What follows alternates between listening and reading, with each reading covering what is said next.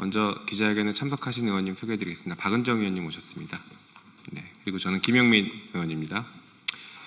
준비된 기자회견문 낭독하도록 하겠습니다. 내란의 피해자에게 가혹하고 내란을 일으키는 가해자에게는 관대한 사법부의 이중잣대를 강력하게 규탄합니다. 역사는 분명히 기억하고 있습니다. 대한민국 사법부는 과거에도 그리고 지금도 내란 범죄 앞에서 피해자에게는 가혹하게, 내란범들에게는 관대하게 이중잣대를 가지고 있습니다. 과거 우리는 김대중 내란 음모 사건을 기억합니다. 1980년 신군부의 권력 찬탈 과정에서 민주주의를 요구하던 김대중 전 대통령은 내란 음모라는 이름의 조작 사건으로 법정에 세워졌습니다. 실제 실행된 내란이 아니라 음모라는 이름의 조작된 혐의였습니다.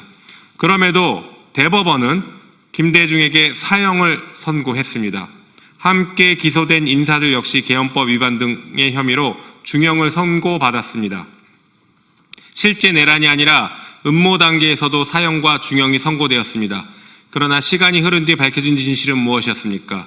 그 사건은 권력 유지를 위한 정치적 기획이었습니다. 내란의 피해자에게 내란 음모 등 혐의로 사형을 선고했던 대법원 판결은 대한민국 사법 역사에서 지울 수 없는 오점으로 남아 있습니다. 반대로 실제 군사반란과 내란을 일으킨 세력들에 대한 판결은 어땠습니까?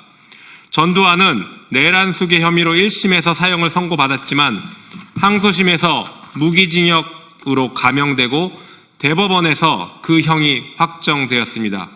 함께 군사반란에 가담한 주요 인물들 역시 대부분 감형되거나 집행유예로 풀려났습니다.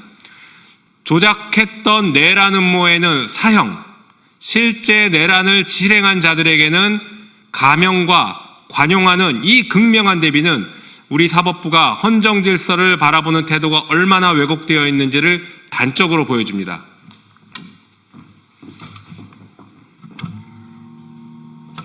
한편 어제 우리는 또 하나의 판결을 마주했습니다. 내란 공범 이상민 1심 판결 선고가 있었습니다. 법원은 국민의 심판보다 턱없이 가벼운 징역 7년을 선고했습니다. 법원 스스로 이번 내란을 사회 근간을 뒤흔드는 국가적 범죄라고 규정했습니다. 그럼에도 특검이 구형한 15년의 절반에도 미치지 못하는 형량을 선고하였습니다. 계엄 당일 단전 단수 지시로 언론을 봉쇄하고 위헌 위법한 계엄 집행에 적극 가담한 행위가 확인되었음에도 그 책임은 충분히 반영되지 않았습니다. 국민이 체감하는 내란의 중대성과 비교할 때 이번 판결은 도저히 납득되지 않습니다. 윤석열 내란 수괴는 헌법 질서를 정면으로 침해한 위헌 위법한 계엄 선포, 국가 권력을 사적으로 동원한 내란 행위, 국회를 무력화하려 한 시도, 이는 단순한 직권 남용이 아니라 민주공화국의 근간을 뒤흔든 중대한 헌정 범죄입니다. 내란은 단순한 형사 범죄가 아닙니다.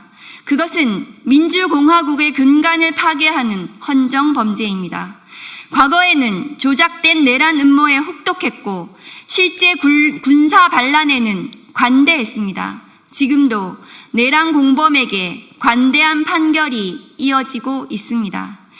이에 우리는 조희대 사법부에 엄중 경고합니다.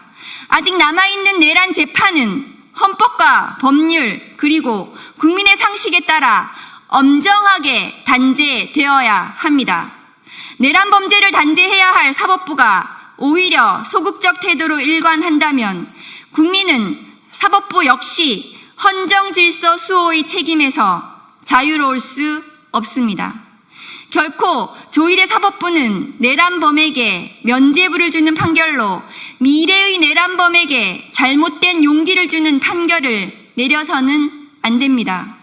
내란 범죄에 대한 제대로 된 단죄가 이루어질 때까지, 헌정 질서가 온전히 회복될 때까지 끝까지 책임을 요구하겠습니다.